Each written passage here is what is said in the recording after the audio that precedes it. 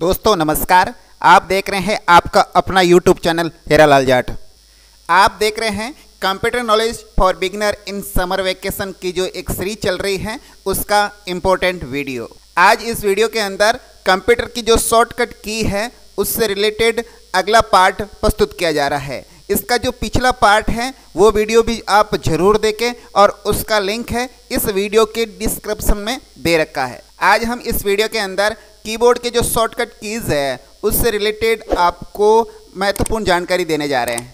साथियों, इतना तो पक्का विश्वास है कि ये जितने भी शॉर्टकट की के ऊपर वीडियो बन रहे हैं वो सारे वीडियो देखने के बाद आप एक स्मार्ट यूज़र बन जाएंगे और पहले जो आप ज़्यादातर माउस का इस्तेमाल करते अब आने वाले समय में आप माउस की जगह ज़्यादातर कीबोर्ड का इस्तेमाल करेंगे, क्योंकि स्मार्ट यूजर का सेंस यही है कि आप पलक झपकते ही कीबोर्ड से वो काम कर लेते हैं जो आप माउस से काफ़ी समय में कर पाते हैं। इस कीबोर्ड पर कई सारे ऐसे शॉर्टकट कीज दे रखी है जो मिनटों का काम आप पल में सेकंड में कर सकते हैं। और आपके पास कोई साथी या आपका दोस्त या आपका कोई स्टाफ कलीग्स या आपका बॉस खड़ा है तो उनको मालूम ही नहीं चलेगा कि आपने किया क्या है, जो आप पलक झपकते ही कोई इंफॉर्मेशन निकाल ली है। तो चलिए दोस्तों, आज इस शॉर्टकट की के ऊपर एक वीडियो और प्रस्तुत कर रहे हैं आपके सामने। उससे पहले एक आपसे विनम्र निवेदन कि अब तक अगर आपने चैनल को सब्सक्राइब नहीं किया है तो प्लीज़ उस चैनल को सब्सक्राइब कर ले, साथ ही इस वीडियो को लाइक और शेयर भी जरूर करिएगा। अब हम आगे बढ़ते हैं। आज की पहली जो शॉर्टकट की है उसके बारे में बता रहे हैं। आपने जो कीबोर्ड देखा है तो उसमें एक तरफ तो आपके टेक्स्ट होंगे और दूसरी तरफ आपके नंबर होंगे, लेकिन बीच के अंदर कुछ कीज दे रखी हैं जो आपने अगर ज़्यादातर इस्तेमाल नहीं किया है तो ज़रूर करें।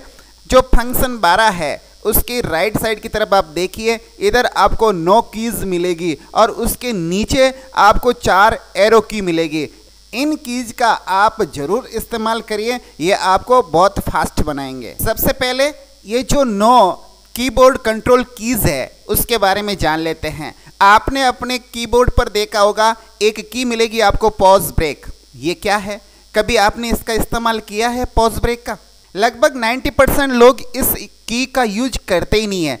तो आज जानिए ये की कहाँ काम आती है। जैसे ही आप अपने कंप्यूटर पर ये पॉज ब्रेक यूज करोगे, इसको यूज करने के लिए आपको विंडो की का यूज करना होगा। विंडो की प्लस पॉज की, इसका जैसे ही इस्तेमाल करोगे तो आपको क्या दिखाएगा, आप जो भी कंप्यूटर यूज कर रहे हैं उसकी प्रॉपर्टी आपको नज़र आ जाएगी। उसके अंदर जो भी रैम है, रोम है, उसका जो भी कॉन्फ़िगरेशन है, कौन सा इसका जनरेशन है, कौन सा इसका प्रोसेसर है, ये सब उस सिस्टम के बारे में पूरी प्रॉपर्टी दिखा देगा। ये पॉज ब्रेक इसलिए यूज होता है। तो चलिए दोस्तों इसका यूज करते हैं। आप जैसे ही विंडो की प्रेस करके उसके साथ पॉज ब्रेक एक साथ प्रेस करेंगे, इस प्रकार का विजुअल आपके सामने प्रकट हो जाएगा और इसके अंदर आपके पूरे सिस्टम का ये एनालिसिस कर देगा कि इसके अंदर क्या क्या सिस्टम है, इसका प्रोसेसर क्या है, इसका जो रैम है वो कितनी है, इसका सिस्टम कौन सा बिट ऑपरेटिंग सिस्टम है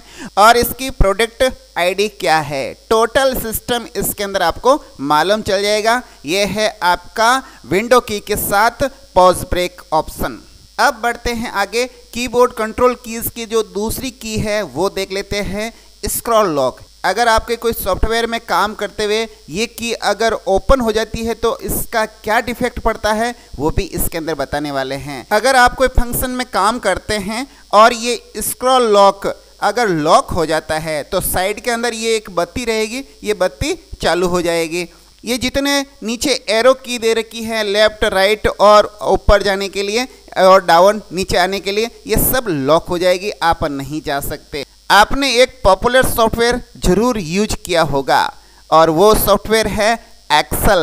जानते हैं ना आप? उस एक्सेल पे आप काम करते समय अगर ये स्क्रॉल लॉक हो जाता है तो क्या समस्या आती है वो आपको करके दिखाता हूँ। सबसे पहले एक्सेल को ओपन कर लेते हैं। जैसे ही एक्सेल को ओपन करेंगे इस प्रकार का इंटरफेस आपके सामने आता ही है, आप जानते हैं। अब आप यहाँ पर कोई भी सेल के अंदर क्लिक कर लेते हैं। बोर्ड की तरफ जो एरो की है अगर आप उससे डाउन करते हैं तो ये डाउन जाएगा आपका कर्सर, और अगर अप करते हैं तो अब जाएगा, अगर लेफ्ट करते हैं तो लेफ्ट की तरफ जाएगा, राइट करते हैं तो राइट की तरफ जाएगा।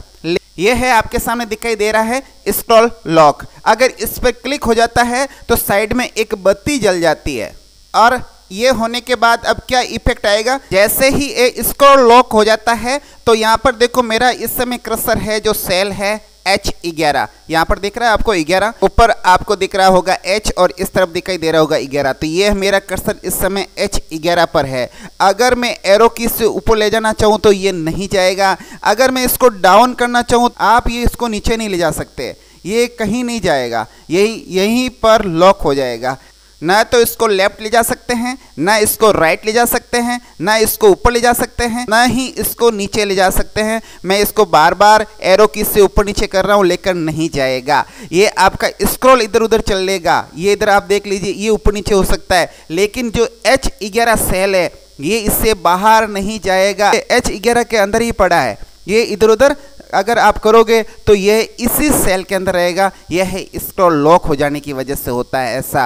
और अगर आपके ऐसी कोई समस्या आई है तो आप स्क्रॉल लॉक को चेक कर लीजिए और वो उसको वापस ऑफ कर दीजिए। जैसे ही इसको ऑफ कर देंगे तो फिर ये आपके एरो की से कहीं पर भी इस कोई भी सेल पर आप इस कर्सर को ले जा सकते हैं।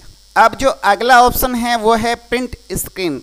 क्या आपने इसका यूज किया? आप डेस्कटॉप पर भी जैसे मोबाइल के अंदर स्क्रीनशॉट लेते हैं उसी भांति डेस्कटॉप पर भी स्क्रीनशॉट ले सकते हैं इसका इस्तेमाल करते हुए।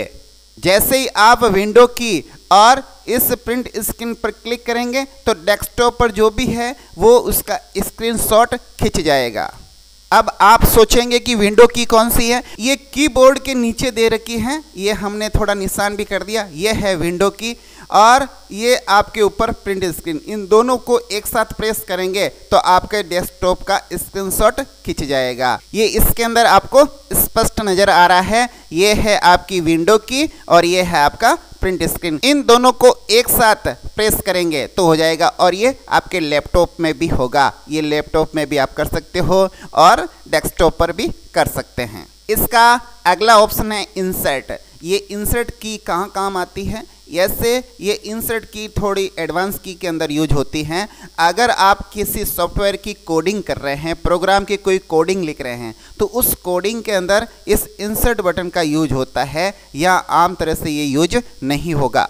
ये आपके सामने कुछ कोडिंग कर रखी है मैंने प्रोग्राम के अंदर। अब इस प्रोग्राम के अंदर जो कुछ कोडिंग है इसके अंदर जैसे मैं कुछ और टाइप करना चाहता हूँ, जैसे मैंने नाम लिखा राहुल, उसके बाद लिखा जाट। अब मैं चाहता हूं कि इसके बीच के अंदर कुछ और टाइप करूं तो अभी तो हो जाएगा। जैसे मैं इसके अंदर कोई टाइप कर रहा हूं, जैसे राहुल कुमार कर देता हूं, चंद या कुमार या लाल या राम, ऐसे कुछ और जोड़ना चाहूं तो इसके अंदर जैसे मैं करना चाहूं कुमार, तो यहाँ पर अभी तो फिलहाल ये कुमार हो रहा है।